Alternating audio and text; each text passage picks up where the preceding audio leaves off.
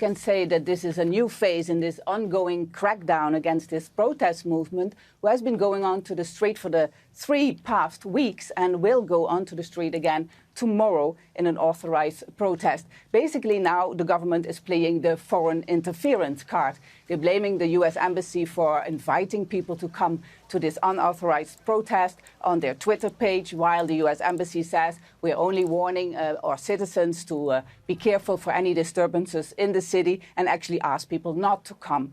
But basically this is a tactic and an old narrative to blame foreigners, foreign countries for interfering in domestic politics, basically saying that this is not all about Russians being unhappy, and that's why they are taking to the streets. In this light, also, the State Duma, who is actually on leave right now, is calling for an emergency session this month, also discussing the election interference by 3 foreign organizations as well. And the German channel Deutsche Welle has also been blamed for supporting these protests. And this is all coming after this crackdown, which has been intensifying this week.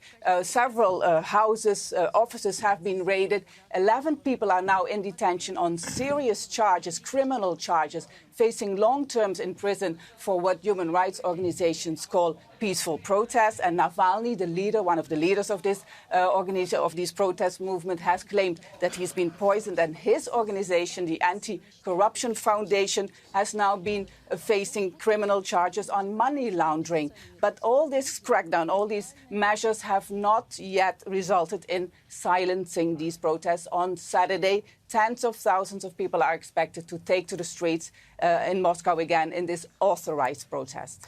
All right, Steph Vaessen live for us in Moscow. Steph, thank you.